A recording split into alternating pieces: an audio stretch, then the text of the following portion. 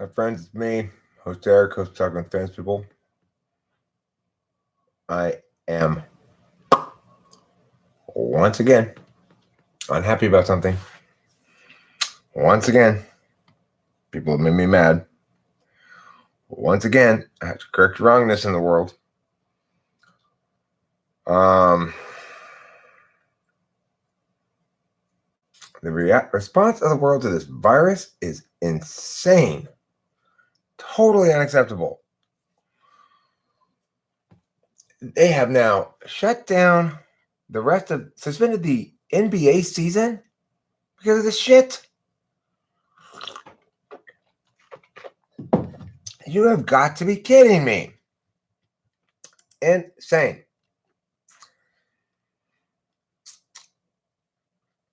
Listen to this bullshit. As the COVID-19 spreads, scientists are learning more about the disease's fatality rate. Globally, about 3.4% of cases have died. That's more than the previous estimates of 2% and the influenza fatality rate of less than 1%. Tedros said the fatality rate in Wuhan is between 2 to 4%. Outside of Wuhan, it's closer to 0.7%. Although some estimates put it closer to 2%.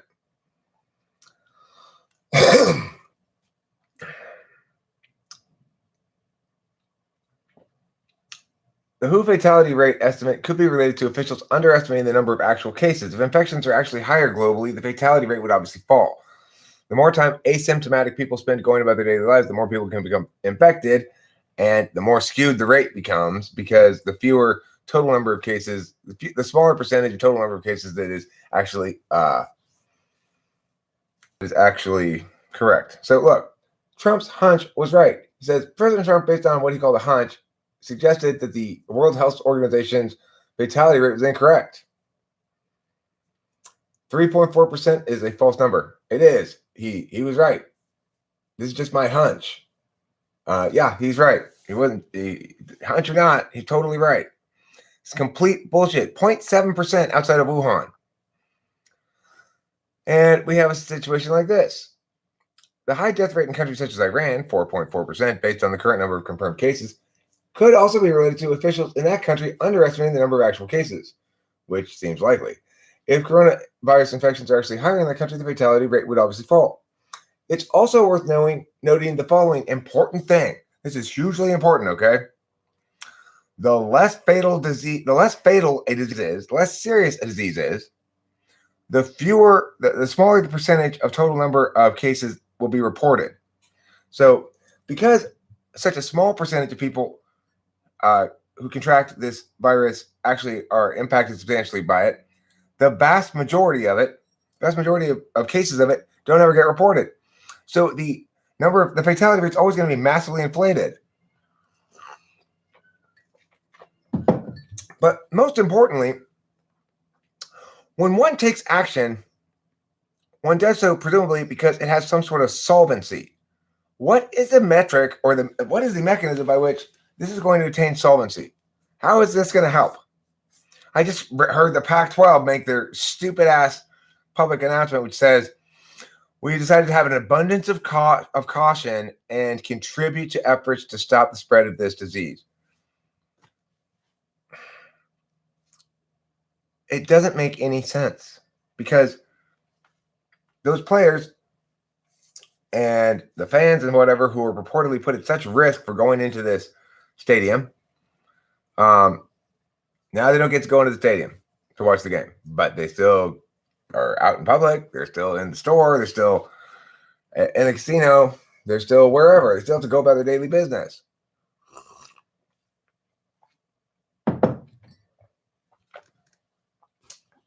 The point is, yeah, the coronavirus, or whatever you want to call it, COVID. The thing is, the whole point of it is this, though. Like, we can talk about how much effort is being put into something and how likely the desired impact is to be attained and how much harm is going to be prevented by attaining the desired impact versus how much harm is going to be attained by the efforts necessary to attain the desired impact. So it's like nobody seems to be factoring in the costs currently of taking these ridiculous abundant precautions. There's nothing positive about wasting resources on something that's you've dramatically overblown. The amount of resources we're wasting on this virus bullshit could be directed to a real problem or something that has actual consequences that are much more substantial than the ones here in this COVID virus shit. And we're looking at 0.7% fatality rate outside of Wuhan. 0.7%. Same with the flu. Can you imagine them canceling the fucking NBA season over the flu? That's what they're doing here. And this is a very mild flu. Because if it doesn't kill you, you barely notice it, apparently. I'd probably have it right now for all I know. Who knows?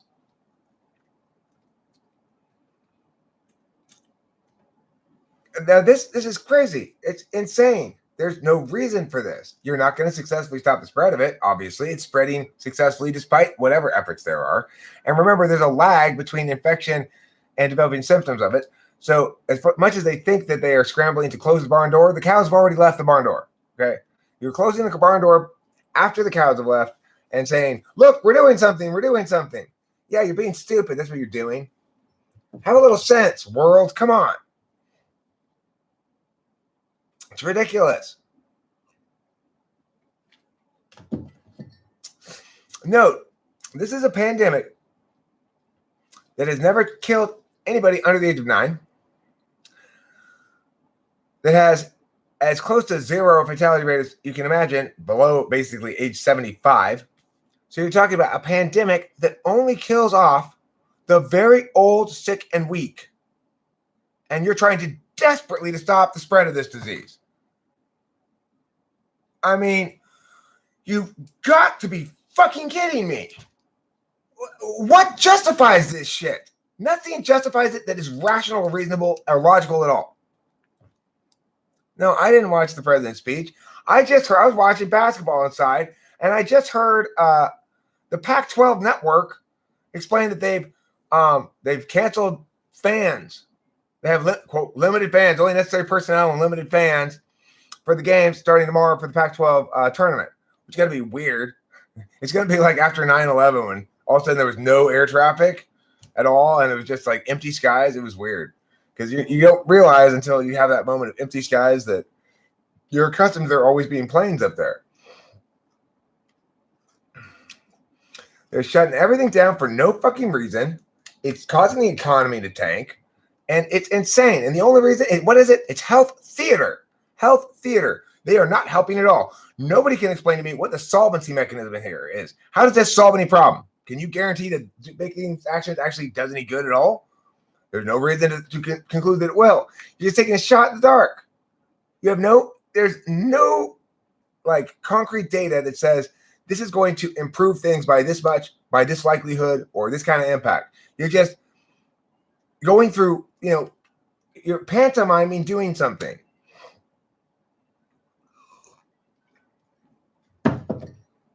This was not Trump's fault at all. This was Trump's completely right.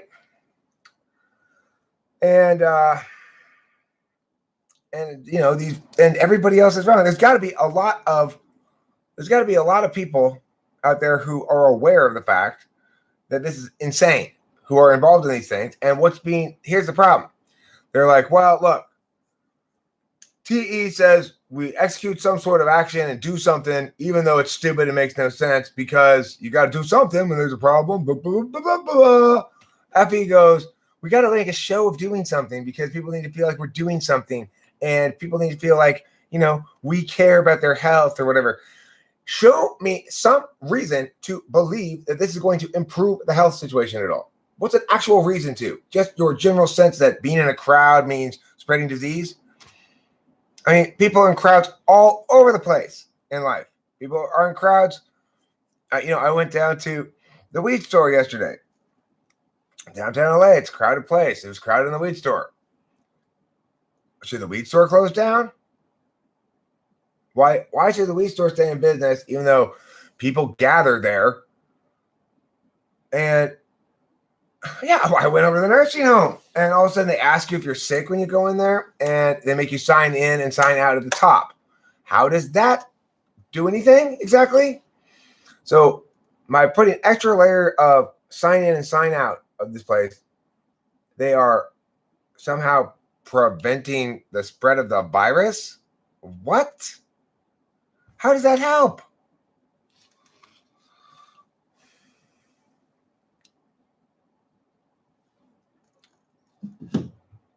What about protecting the players? It's as contagious as they say. Wouldn't that be a big risk? I mean, I don't doubt that it's very contagious. The problem is this: are the efforts we're putting into stopping it, the costs of that, are they justified by the purported benefits? And we can't, in fact, establish that doing this has any benefits at all. If you are concerned about the COVID, whatever, here's a solution. If you're really concerned about this crowds thing, if you have an elderly person in your life, then don't go to the game. Don't take your elderly, sick grandmother to the NBA game, okay? Don't do that. Someone starting to rebound already? I mean, it's insane.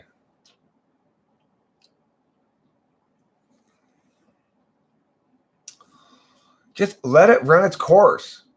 Just let it run its course through the population. As pandemics go, it is ideal. We couldn't have asked for a better pandemic. This one only kills the extremely old and sick. And so the death rate is very low. And it kills them at no higher rate than colds, influenza, stomach virus, and other ailments. Those things that players get all the time, that everybody gets all the time. This virus does not kill old and sick people at any more of a compelling rate than anything else does. It's just that old and sick people die of something. So it happens to be this. People get scars in their lungs. Everyone let it run its course. What makes you think it scars your lungs? I mean, we could say something about flu, right? Why did you conclude that COVID makes scars in your lungs? Is there any reason to conclude that? Also, most importantly, though, why do you believe that the actions being taken will actually prevent the spread of it? Is there any actual reason to believe that? That it's doing any good to do the actions you're doing?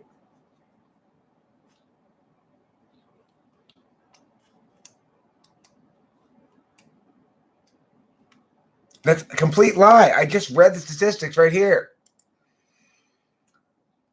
The high death rate in countries such as Iran, 4.4%, based on the current number of confirmed cases, could be related to the officials in that country underestimating the actual number of cases. The fatality rate of the novel coronavirus so far appears to be a fraction of that of SARS and Middle East Respiratory Syndrome. SARS had a 10% fatality rate. MERS had a 34% fatality rate.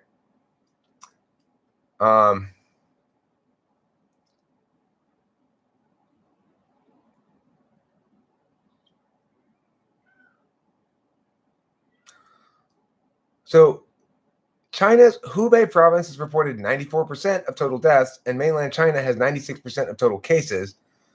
But I mean, the point is, let me see here.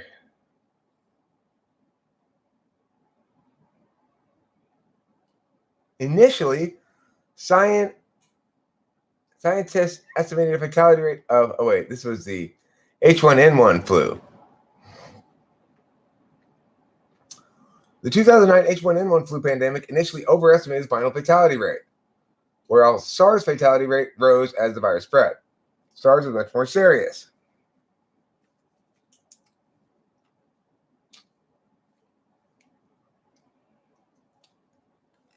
So the thing is, when you're looking at the actual rate,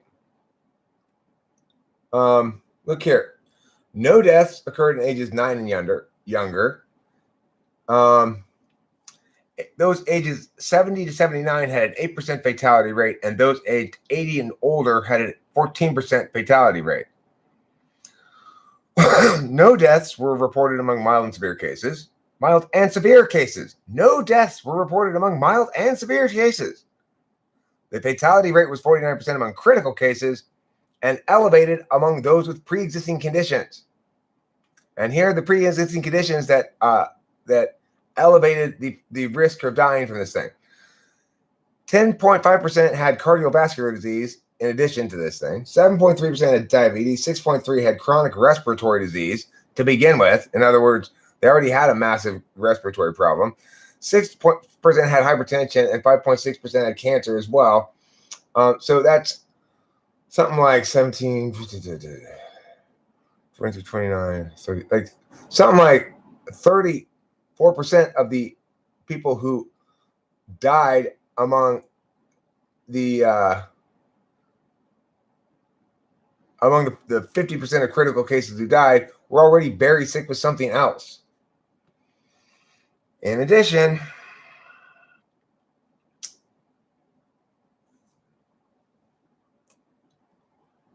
what else do I have to read here?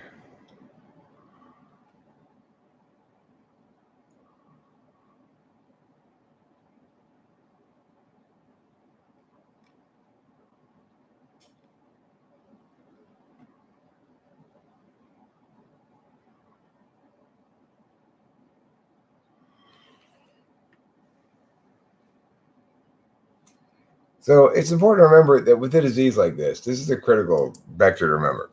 With a disease like this that doesn't show very strong symptoms for most people who get it, most people who get it will never go seek treatment for it. Most people who get it will never be identified as a carrier of the thing. Most people who get it won't be identified in the statistics as somebody who's had it. So when they do fatality rates, remember, you've already chopped off a majority of the minor cases. Okay, so you've already chopped off from your stats most of the cases that are mild.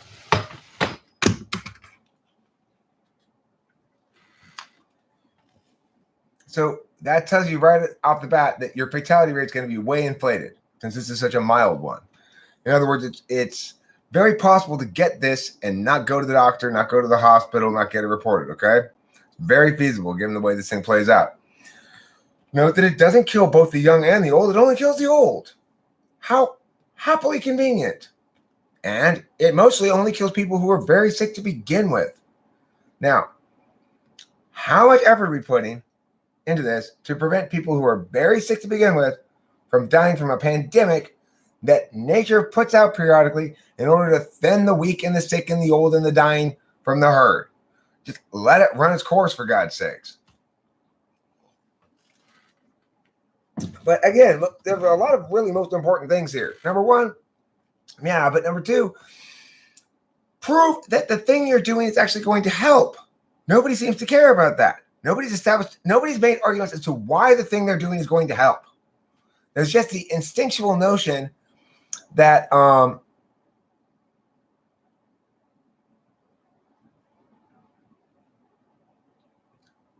here's the thing, Noah. Remember, there's no reason to believe that we are not currently just letting it run its course, because there's no reason to believe that the actions people are taking are preventing it from running its course. There's no reason to believe that, remember, it's not like something where here's the amount of people infected with the virus, and, so we're going to see how about the spread of the virus. If we stop all of this, we stop the spread of the virus substantially. No, you only need one person to get over here to spread the virus. The mechanism makes no sense. You don't need,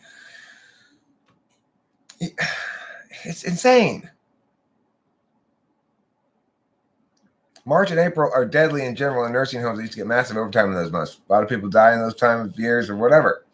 It's estimated that 2 billion will get infected before it's done. So if you're going to tell me that it's critically important that we do these things, your primary, first and foremost job, and nobody should be able to dispute this, is to fulfill your burden that these actions will help. Nobody is saying anything about that. Isn't that interesting? Everybody's talking about what we need to do to stop the spread of the virus. Nobody's actually questioning whether these actions stop the spread of the virus and how they do it. If I'm Bob and I have the virus and I go to a basketball game, I might infect the people around me. If I don't go to the basketball game, well, I guess I'll go to the supermarket instead. and I'm going to infect the people around me. Bob's had no idea he even has the thing. And he's going to go about his business. The fact that you kept him out of a basketball game has just directed his virus giving to people away from those people and onto some other people. You don't stop anything. Remember, it's not like it's proportional or something. Like the amount of contact in general that you have is equal to the amount of spread of the virus that you have. No, it doesn't work like that. You just need one guy to spread it to somebody who works as a teacher who doesn't know they got it. They spread it to all the kids. They go home and they spread it to their parents. Their parents. It's unavoidable. You explain to me how your mechanisms actually stop the spread of the virus if you want me to support these stupid ass things we're doing. I mean, they're stupid on multiple levels. They're stupid because even if they worked, they wouldn't be worth the expense. They're not. It's like the amount of effort and time and economy loss and overall harm to people being done. And for sure, people are experiencing harm from the economic consequences of this. The more people you're around, the more you're likely to spread it to. Well, I mean, I'm not saying that if you have a crowd and you have somebody who's infected, that person won't spread it to more people than if that person is isolated. That's true. But the fact is, you are saying, look, we patched this hole in the wall right here. Yeah, but what about the hole right there next to it, and the hole right there next to it, and the hole over here next to it, and the hole over here next to it, and the hole over here next to it? You forget that you're either trying to stop this thing from getting into the house, namely the country, the city, the county, the whatever. Once you fail to stop it, then what are you going to do? Quarantine everybody, stay in their house all the time? I mean, people are going to interact with each other. Since it's got such a long incubation period and it has such mild symptoms and people can have it without even knowing they have it easily enough, it's impossible to stop. You're not going to successfully stop it that way. That's not how the math of spread works here. It's like, I don't need to spread it to a lot of people. I just need to spread it to one person who spreads it to a lot of people. And that's always going to undermine any sort of attempt to bar the doors here. You can't put up a gate around an endlessly large open field. It's insane. If it's slowing it. We have no idea if it's slowing it. Remember, these stats are 2 weeks behind the reality, at least. And miles away from the truth. They're 2 weeks behind reality and miles away from the truth, which is to say we have no idea what the actual fatality rate is. It's probably 0.001% or something like that, because the amount of cases of people who are infected, since many of them show no symptoms, is massively larger than the amount reported. Obviously. Everyone's afraid of it. Everyone can suck my...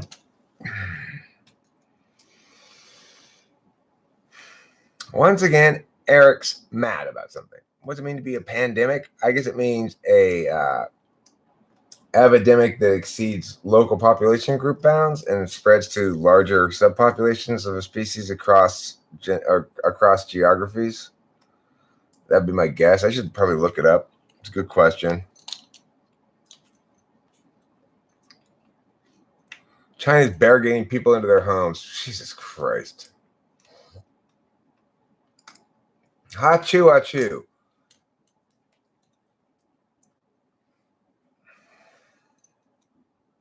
Define pandemic. A disease prevalent over a whole country or the world.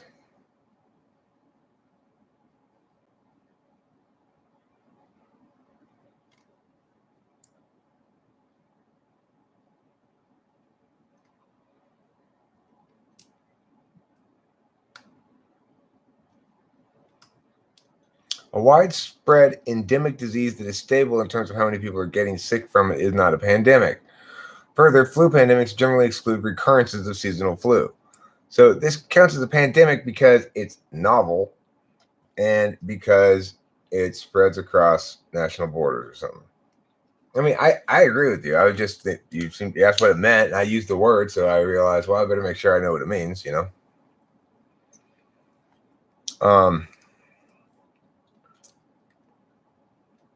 My point is that there's statistic is 5% deaths right now. Is that an updated statistic? Okay, well, let's see the updated statistic. This article I'm reading is from yesterday, I think, March 9th, a couple days ago. So let me go to Google News and look at the newest articles on it. Again, remember, the realities I'm talking to you about are nevertheless definitive on the matter, which is to say, Tom Hanks tested positive for coronavirus.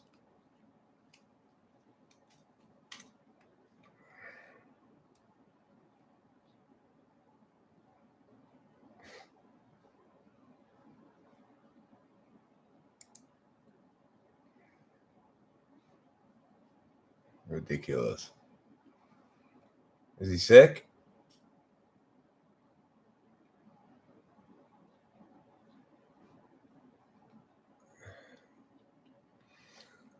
Neil Gaiman. Sending love to Rita Wilson and her husband Tom. They have coronavirus. On the good side, they're here in Australia where the politicians aren't playing politics with lives. A significant improvement over the fires. And there's diagnosis and treatment here. They got a cold. Neil Gaiman. At Neil himself. On Twitter. They got a cold. I just want to reach out and say, all my prayers for my buddy Joe. He recently came down with a common cold, and we're panicking.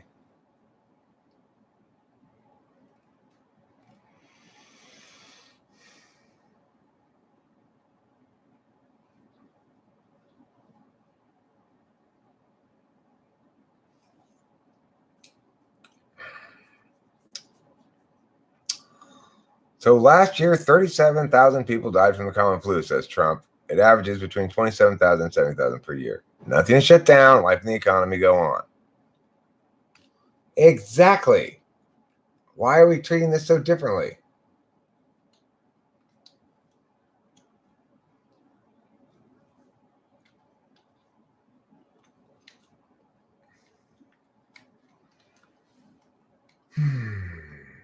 My Lord.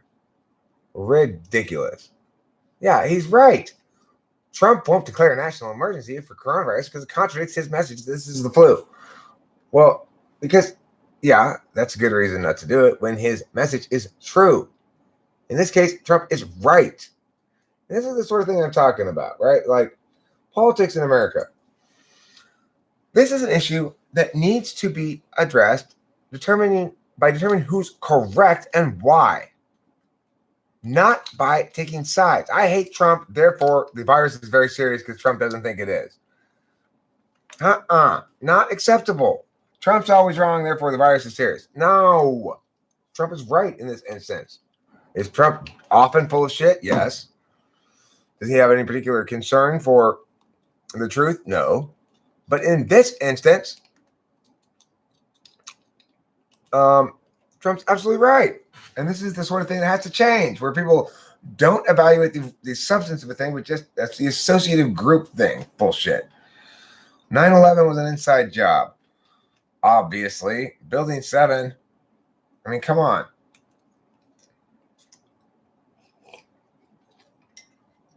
There's no explanation for it. It is an old topic.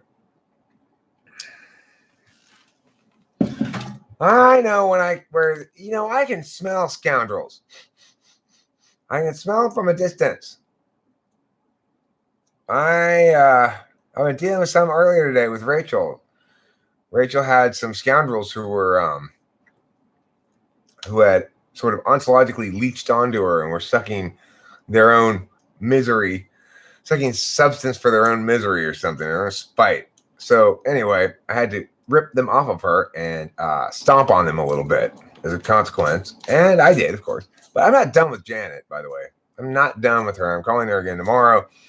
And I'm going to say, listen, little missy, you need to march right up to that director's office right now. You keep me on the phone.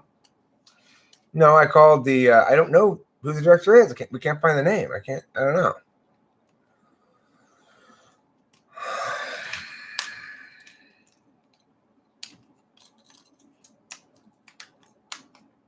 That's like, Rachel, that's, what you just said there is like, so it is such a massive story in such a little spot.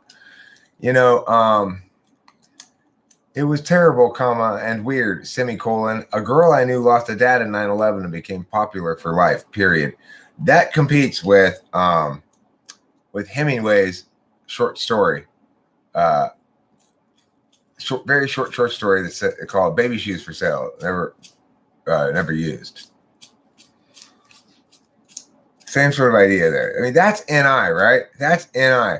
What Rachel just did there, she told a huge story, and just basically could be one sentence if you punctuate like I punctuated it. She did it in three. It was terrible and weird. A girl I knew lost a dad in 9/11 and became popular for life. Period. Boom. That's a poem. That's a pow. That's got pop. That's got wow. I'm Gen X. I got the coolest letter for my generation. It's X. That means I am XXXXX extreme. I am extreme.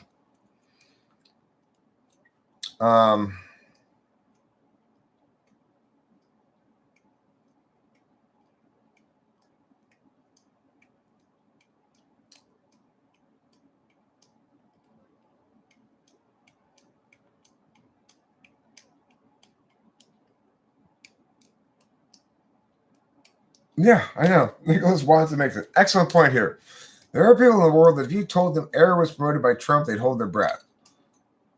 It's ridiculous. The opposition this man faces. The correct speech tonight, if I were president, the speech I would give is the one I'm giving right now, which is to say, there has been nobody who's met any meaningful burden of truth here.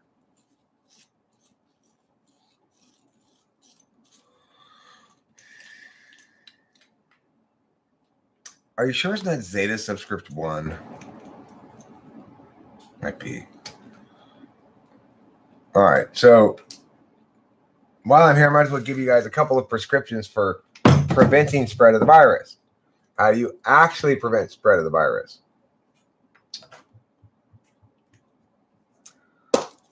I will tell you right now.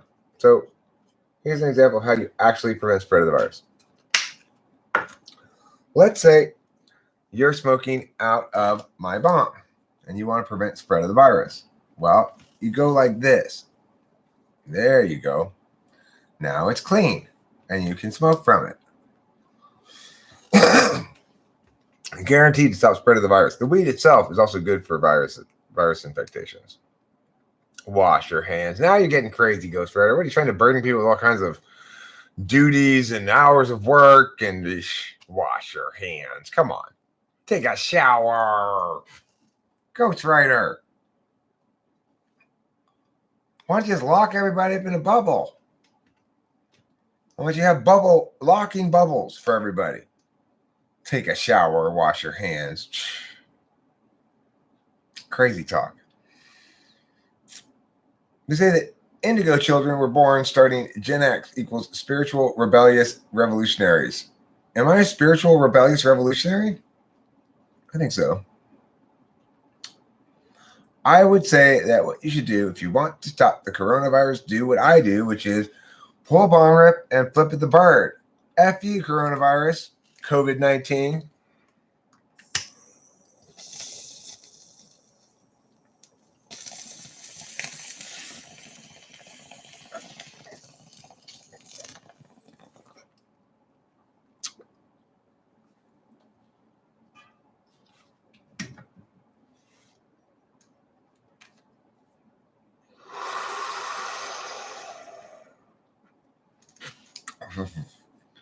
But now's the time to buy, right? Now's the time.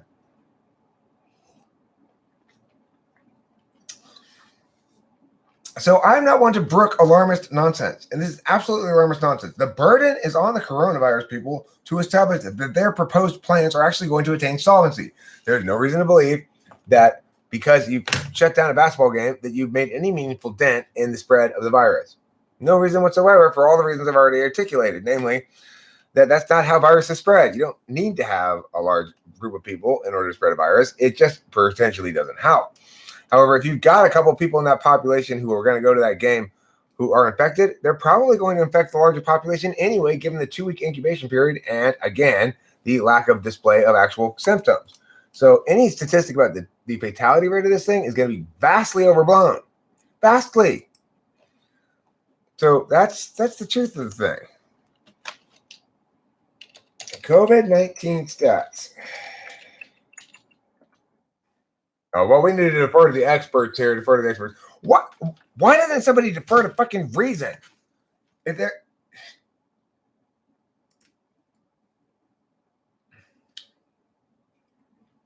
So here's this article. Much of the current discourse on and dismissal of the COVID-19 outbreak focuses on comparisons to the total caseload and total deaths with those caused by seasonal influenza. But those comparisons can be deceiving, especially in the early stages of an exponential curve as the novel virus tears through an immunologically naive population.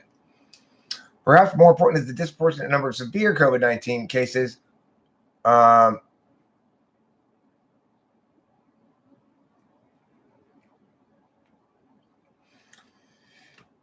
I initially described in a Twitter thread, simple mathematics can derive rough estimates for how this might play out.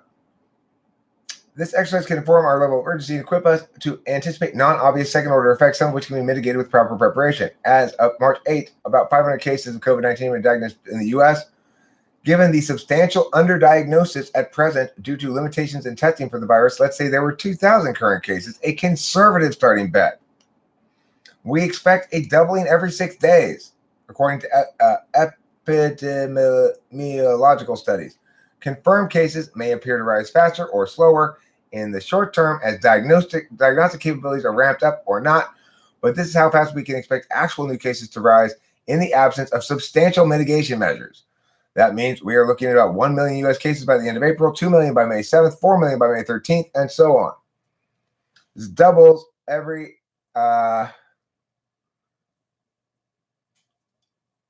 6 days. As the healthcare system becomes saturated with cases, it will become increasingly difficult to detect, track, and contain new transmission chains. In the absence of extreme interventions like those implemented in China, this trend likely won't slow significantly until hitting at least 1% of the population, or about 3.3 million Americans. In the absence of extreme interventions like those implemented in China, this trend likely won't slow significantly. So, okay,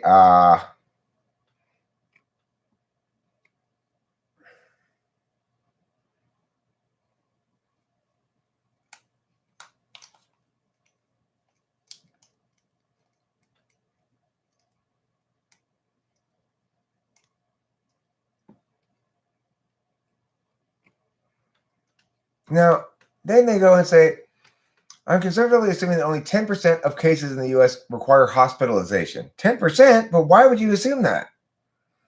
Because, after all, if you said here that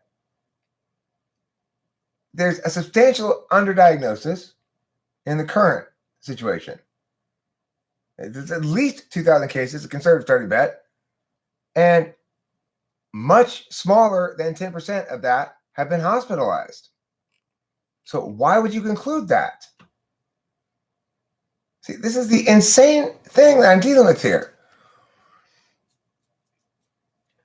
Individuals and governments seem not to be fully grasping the magnitude and near inevitability of the national and global systemic burden we're facing. We're witnessing the abject refusal of many countries to adequately respond and prepare.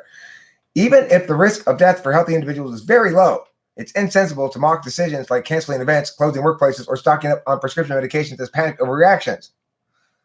These measures are the bare minimum we should be doing to try to shift the peak, to slow the rise in cases so healthcare systems are less overwhelmed. Didn't you say just above that? Didn't you say above this here, if I'm not mistaken, that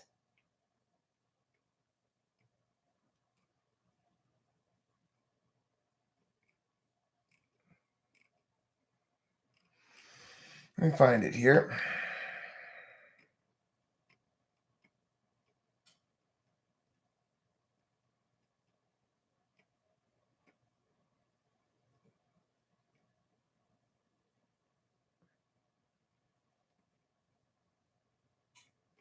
Trying to find it. Where were I already read it before, but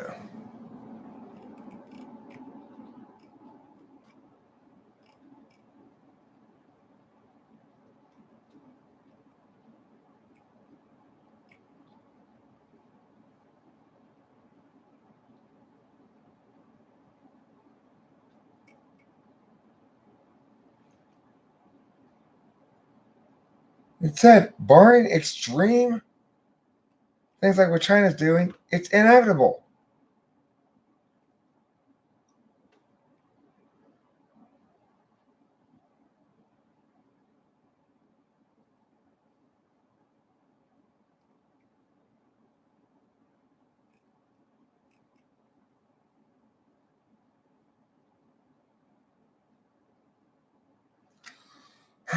Where's that thing I was reading before? I can't find that part again where you said it was inevitable.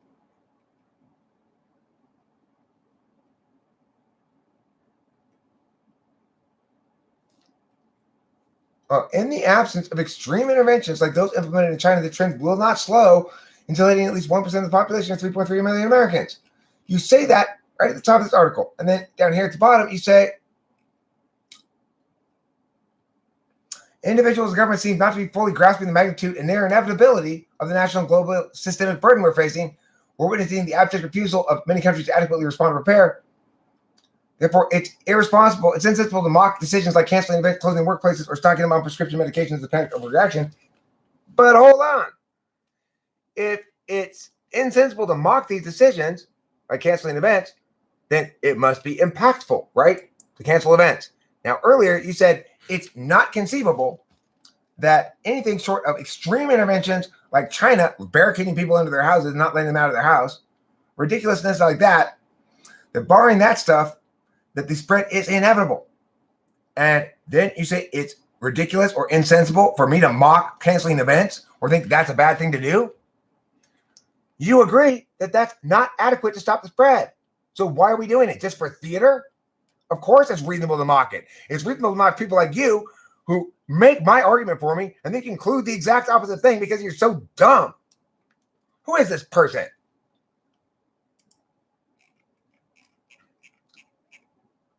Liz Specht. Liz Specht, your ass is in a sling now, okay? Liz Specht, you're getting schooled, lady. You're getting schooled. You deserve it. You're getting schooled, and too bad for you, Liz Specht. Scoundrel. Talking out both sides of your mouth like it doesn't matter. It's ridiculous. You know what I'm saying? You know what I'm saying? What the hell is this shit? People talking. It's like, establish that the thing you're advocating for is actually going to have some solvency. This woman establishes that it won't, and then she shames people who oppose it for not opposing it because why? It doesn't align with her feelings about taking it seriously as a thing or whatever. Bullshit, lady. No. Bad lady. You're a bad, bad lady. Now you're getting my foot up your ass. Well, that's what people who,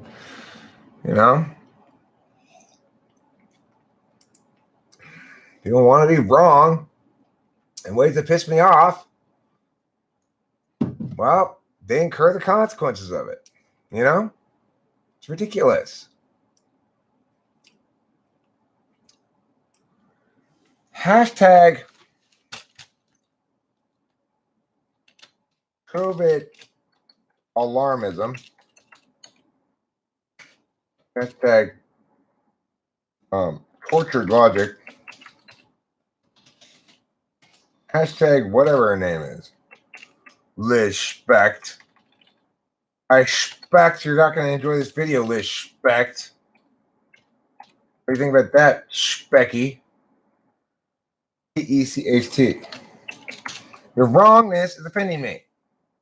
And now you get this. You get this wonderful video about how wrong you are. Liz Specht's utter failure as a thinker can be accessed in full here.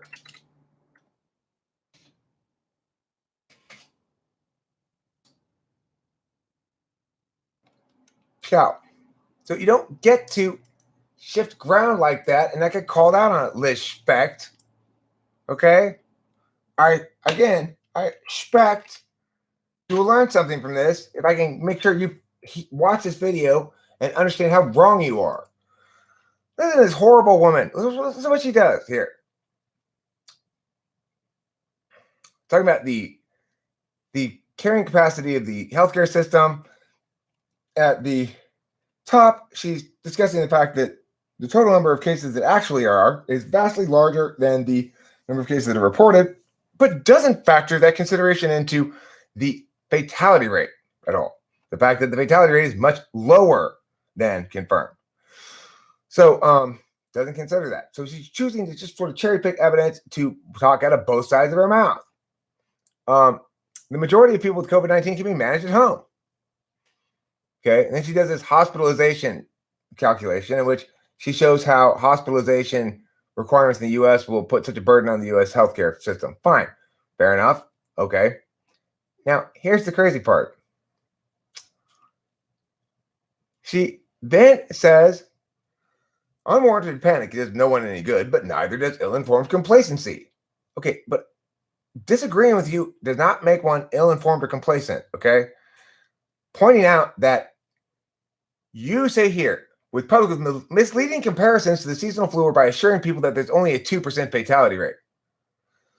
The fraction of cases that are really severe sets COVID-19 apart from more familiar respiratory illnesses. So after establishing early on that we can't trust any of those rates because the actual number of cases is vastly larger than the reported number of cases, so the fatality rate is vastly lower. After establishing that fact and making that relevant, as she should, she then proceeds to ignore it and use those statistics anyway, as though she weren't aware of that fact. But she's the one who established it.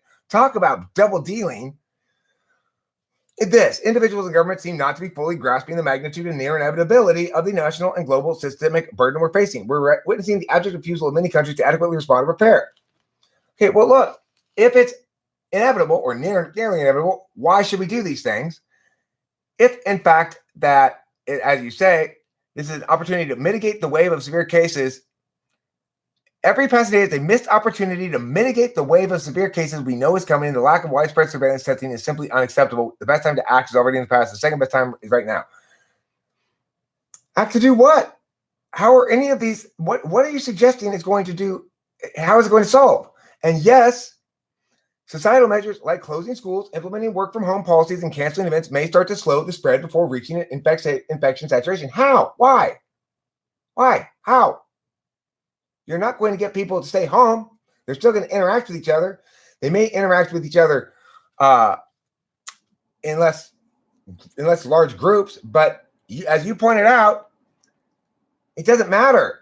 At the beginning, you pointed that out. It doesn't matter. That's not the way diseases spread. That's not how the math works.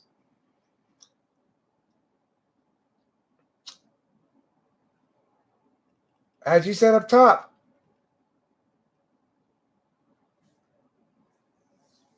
we're looking at 1 million, 2 million, 4 million, doubling, starting at the end of April every 6 days. And what you indicate is that short of extreme measures like China, that's what's going to happen. Won't make any difference. Then at the end, you try to tell us that it will make a difference. But there is no explanation as to how or why. Just because you stop public gatherings and stop school or whatever, there's not actually a reason to conclude the virus won't spread. With a 2-week incubation period, what you're saying makes no sense. Doesn't make any sense at all. Closing K through 12 schools might actually hurt the situation. I mean, I'm not sure how, but whatever. The thing is, it's not killing anything close to 2%. It's not anything close to that. because of what this lady said. This lady's on the side that we better panic and do some shit. And we shouldn't mock decisions like closing whatever, right? Thank you, Octavio Silva. I will take that shit down. Call this guy tomorrow. David Flamenhaft.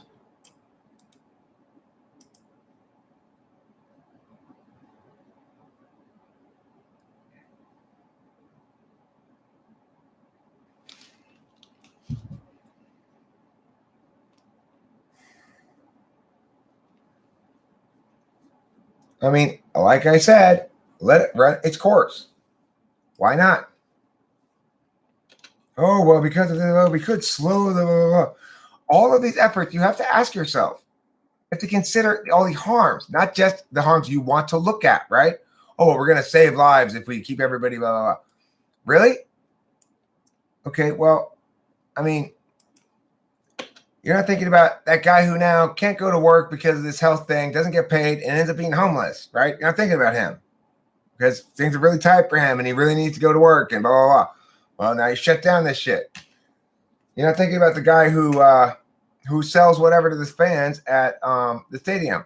And all of a sudden, he doesn't get any money. And you think, well, it's just money. Well, I mean, it depends how important it is to him. It depends what situation his life is in. It could be hugely important. It could be, he could have been like, okay, God, thank God I got this check coming up pretty soon because man. If I get it, I'm fucked. I smoke like a chimney. I'll be fine. I mean, with a death rate of something like 0.001% probably, when you actually were to do the real math on the thing, and almost entirely above people 70 years old or older, I'm perfectly fine. I'm not worried about it.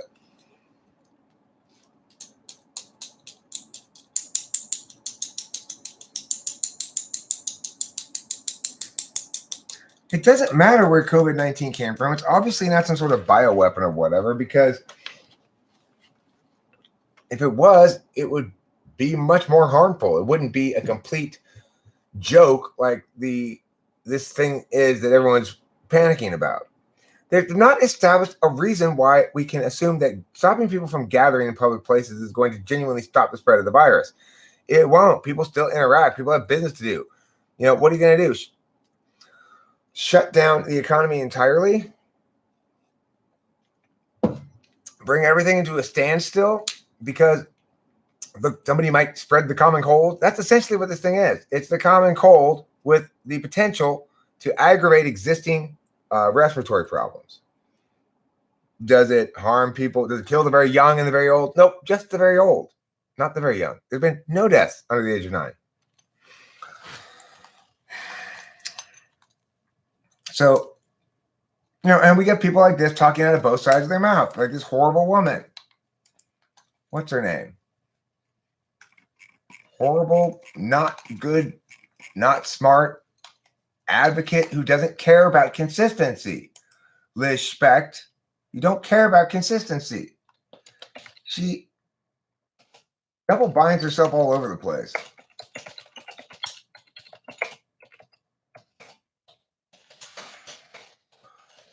In a ridiculous piece of writing that masquerades and entirely subjective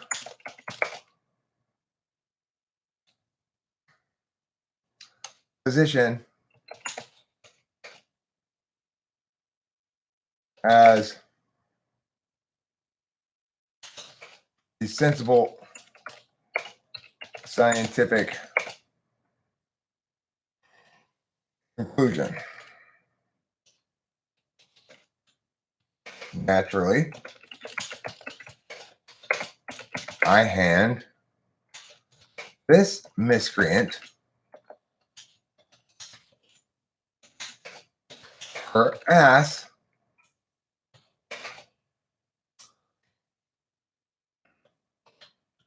I'm tired of rancid intellectual dishonesty of the sort displayed by the lowly, by the duplicitous.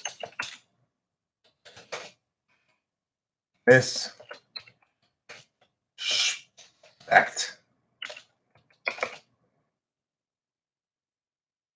Fortunately,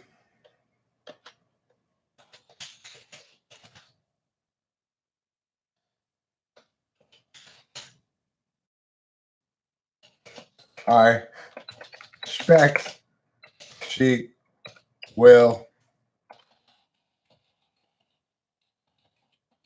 put an apostrophe here. Come on. I expect she will not enjoy this video, and that gives me some satisfaction.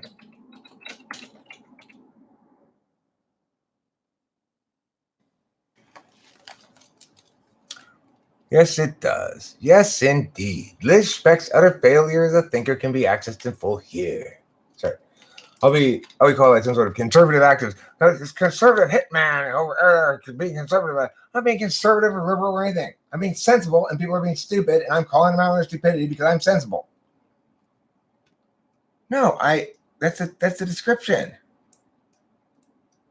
I should leave it I'm going to leave a link to this as a stupid article, obviously. See. And Liz Specht's despicable illogic. Despicable. How do you spell despicable? Despicable. How do you spell illogic?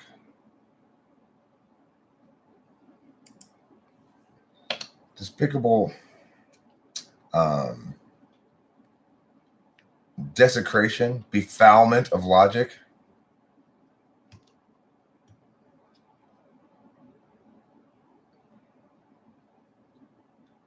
Despicable abuse of logic.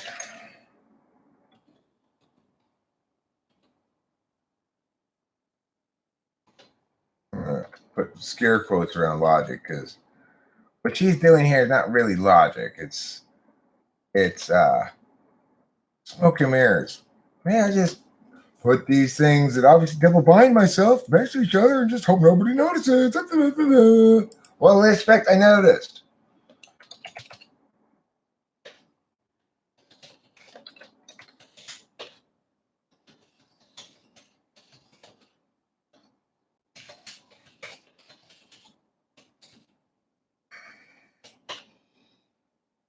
Is the virus really dangerous?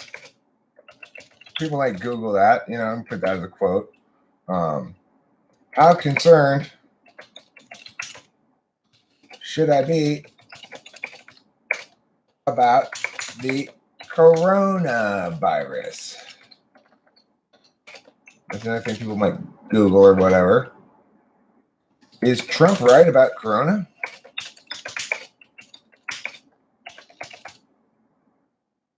COVID-19?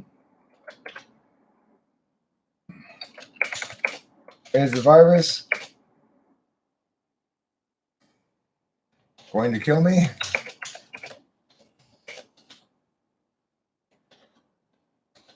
Why the virus is not a real threat? What other tags should I put here? First opinion. Stat, your first opinion. Liz Specht, you're a terrible, terrible debater. You have no concept.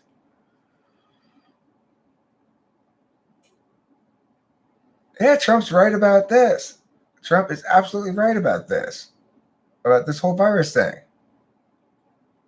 Which virus are you? Take our quiz.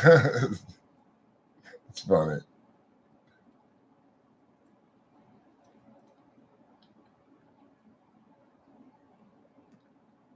If I get coronavirus and survive, will I not be unable to get sick again? That's a weird construction of that sentence they emailed Anthrax. You probably have immunity, yeah, I would guess. I'm sure it operates like any other virus. Once you get it, you tend to be immune to the same exact virus again. once your immune system is learning to fight it off. Be like, pow, pow, pow, corona, pow, pow, pow. I mean, yeah, that's the thing. It's like, do I want to constantly be spending my life running from coronavirus or whatever? Stupid is contagious. I agree. So I'm not engaging in any of it. Does Trump seem like a TI user? Now, I'm inclined generally to think he's an ESFP, frankly. But he's right about this. No, what was the reason he gave to be right about it? A hunch. Okay, well, your hunch is correct in this instance. BuzzFeed is only being able to hold together by investor money. They're bringing no money in, no revenue. What about, I don't.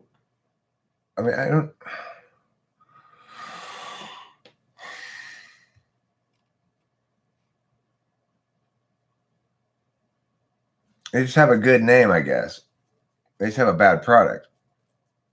You are not guaranteed immunity if you get it, Morridge? That's not the case. You're guaranteed immunity.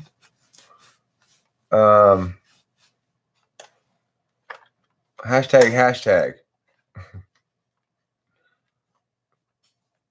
People have been discharged in China and gotten the virus again a month later. I don't trust any sort of Chinese data.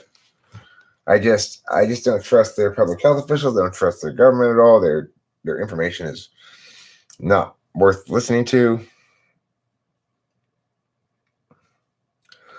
But I mean, most importantly, again, even if all the most alarmist things that one says about this virus are correct, nobody has explained to me why and how these measures people are taking actually slow the spread of it. This woman here is basically saying it's impossible to slow the spread of it. And then the whole first part of this article, and then when she wants to support how serious it is, she's doing that when she's trying to support how serious it is, and doesn't even notice the fact that she spent the entire first part of the article establishing that it's not possible that extreme measures like those of China to slow the virus or stop the spread of the virus.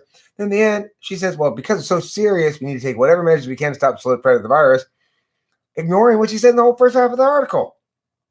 So this guy is, this lady is, she's deserving of my finger wag. She's getting it. And exactly, how do you determine that coronavirus is the cause of death for somebody with other health problems?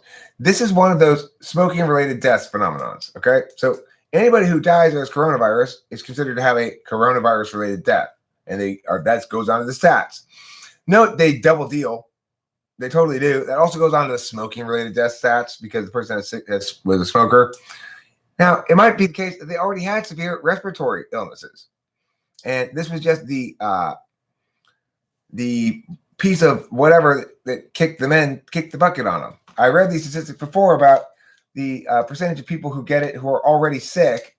So in other words, no minor or no cases from minor to severe cause death. None of them.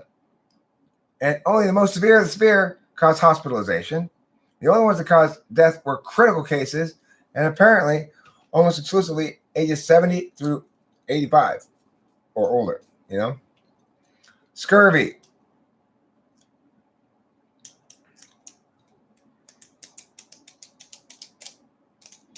So it's like, no matter how much somebody wants to tell me, no, this is serious. It could do this, it could do that, it could do the other thing. Knowing that something is possible, that there's a possible risk of something occurring, it does not tell us any more information about it. We need to know the likelihood of the risk, and we also need to know the likelihood of our measures stopping this thing from manifesting. We are being extremely arrogant in assuming we can anticipate how chaotic system like a virus and disease vectors and populations, how this thing's going to play out and correctly be able to stop it from spreading by closing barn doors after the cows have already left. It's stupid. It makes no sense. It costs a massive amount of economic harm, and that harms people in real ways too, in meaningful, real ways. You may like this whole downturn thing, this whole massive alarmist bullshit thing may produce a substantial number of homeless people as a consequence. Why? Because a lot of people don't have a cushion of money to afford suddenly being out of a job for anticipating paycheck, but they don't get one. Well, NBA may be like, okay, well, you know what? We're gonna make sure that those ushers got paid and stuff. Is the NCAA gonna do that? I don't think so. They've announced plenty of time in advance that we're not gonna have that the March Madness usher people in the stands or whatever. So there's no reason to hire special event ushers. Those people who work that special event, they're screwed. If they were counting on that, if they do that every year and they were anticipating it coming around and they knew that the only way they were going to be able to make rent was when that thing came through, thank God. Well, now all of a sudden they got to scramble. What about is the NBA going to pay all of the employees who now are not doing anything that they otherwise would do during these games? The feds are talking about a bill to cover the cost of people being out due to it. So, in other words, now we're subsidizing with taxpayer money this insanity, the alarmist nonsense that has caused people to take actions that are totally unnecessary. They're not established that they're going to do any good. And now they're going to charge the taxpayers to subsidize the people for the harms that they incur for this bad decision in the first place. It's incredibly dumb. And I got just really one more thing to say about this. If, in fact, in the Pac-12 tournament, it is critically important that they not have any fans in the stands tomorrow, or that they have only essential personnel, media personnel, whatever. First of all, why do they have people in the stands today? If it's so important, it's going to make such a big difference, why do they have people in the stands at all?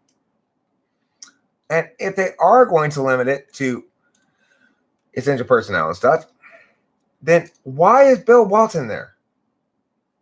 Okay, Bill Walton is not essential to anything except pissing me off. Who canceled 2 games today? The Pac-12 tournament? Pac-12 tournament didn't cancel any games today. They're playing them right now. But most importantly, Bill Walton is not essential. Nobody needs Bill Walton. Nobody wants Bill Walton there. So Bill Walton, if you are going to keep people away from that stadium, you're going to keep anybody away from that stadium. You're going to keep somebody whose job it is to be an usher away because of this ridiculous medical theater bullshit you're pulling.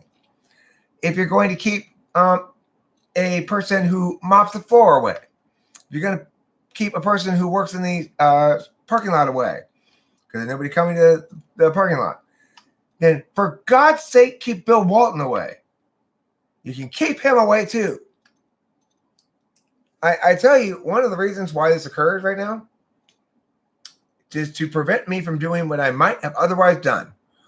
I might very well have otherwise driven up to Las Vegas on this weekend because I am so goddamn tired of hearing his fucking voice and gone to one of those basketball games and sat as close to sit as close behind the announcing desk as possible and throughout the course of the game give periodic updates about what a horrible announcer Bill Walton is and how ESPN needs to fire him and how he's ruining games for everybody. So now I'm just doing what Bill Walton does to me at my home every fucking time I turn on the TV and he's broadcasting. I just being incredibly annoying and ruining the game for everybody. Well, that's what Bill Walton does to me time and again. Time and again he does this. So that's what I would go do. I was seriously thinking about it. And I hear today, they canceled the games. Bill Walton, you've got a guardian angel, mister. You've got a guardian angel trying to prevent my foot from going up your ass where it so richly belongs, mister. You're a scoundrelly bad announcer. I'm sure you're a wonderful person and everything, but you are terrible at your job. You are a terrible basketball announcer. I can't stand to listen to any game that you are broadcasting, and they are broadcasting all the Pac-12 tournament games with you. It is unfair. It is mean. It makes me sad. It makes me want to cry. Why are you ruining this thing I love? Here's an example of Bill Walton and why he's so awful. So I am a Pac-12 fan. I like Pac-12 basketball. And Pac-12 is called the Conference of Champions. I'm watching this game inside. It was halftime when I came out here to rant about this because my dad and I were watching it and I saw this bullshit. I was like, you've got to be fucking kidding me. So anyway, prior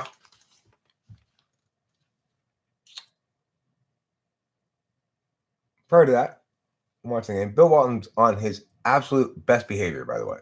It's like somebody's obviously been checking his ass. Like, okay, it's been ridiculous lately.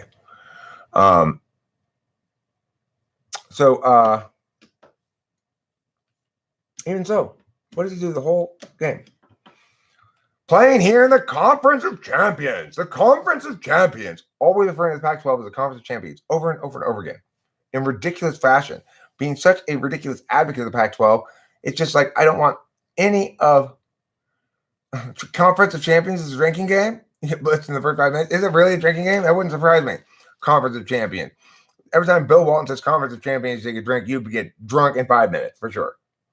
For sure. Every time Bill Walton says Conference of Champions, pull a bong rip, you would get very high very quickly. He's constantly saying Conference of Champions. He is a beast here in the Conference of Champions.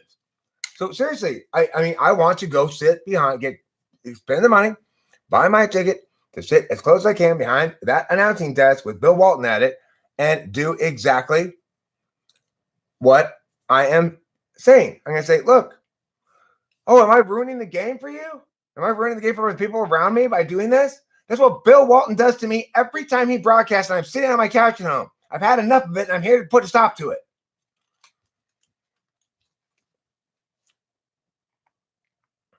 Seriously, next time I have a chance to do this, I'm going to do this. Dick Vitale's fine. Dick Vitale used to be annoying, but he's gotten better. He cares, right? He understands that his job is to not annoy people, and he's become much less annoying. In fact, I don't have any problem with it at all. I think he's actually a good broadcaster now.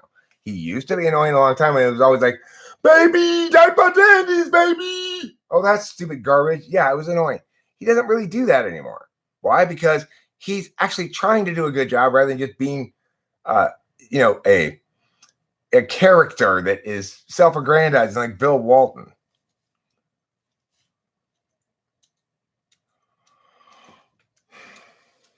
I mean, look, I want to go do this because it's important. I want ESPN to hear it. I want everybody to hear it. I want everybody around me to hear it. Look, everybody, we all know this is exactly what Bill Walton is doing to us at home when he's broadcasting this game.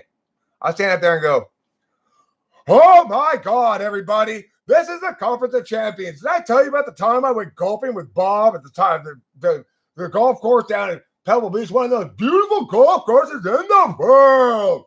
Bill Walton, do you want me doing that while you're at your job?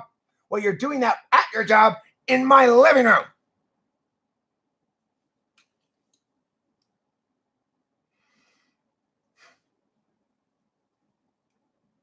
What's the hard question?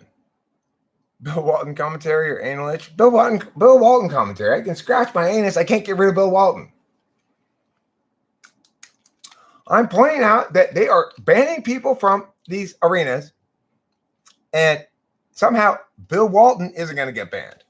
How is that the case? If they're going to ban anybody from the arena, start with Bill Walton.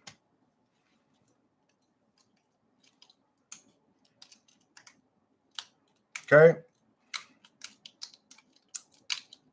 Countess Irina Nag is not anybody but Countess. Don't believe her for 1 second. She's playing, I'm pretending to be somebody else again. Okay, so I'm ending this live stream. I'm going to go finish watching basketball with my dad. And, I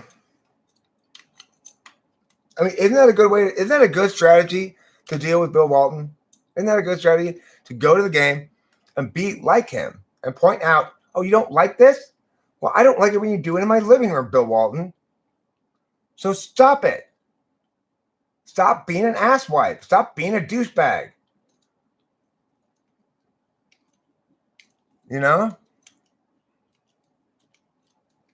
Look, I'm pretty sure Bill Walton has the coronavirus. If he doesn't, hey, listen, Bill Walton may not have the coronavirus, but I'm going to use the same logic the Pac-12 uses. Hey, just out of an abundance of caution, just to show that we are committed to assisting in every way we can to stop the spread of this disease, you need to remove Bill Walton. After all, he's a person who could be removed. He's a non-essential party. He just makes the basketball broadcast worse.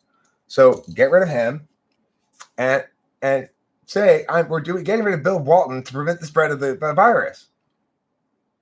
Well, how is the logic any different than getting rid of anybody else in the crowd?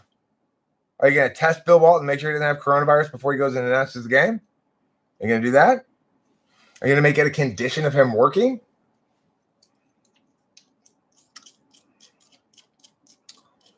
So anyway, get rid of Bill Walton, and it'll be a deal. If you get rid of Bill Walton as well as everybody else, Pac-12 Network, I will not complain about your stupidity about the virus anymore.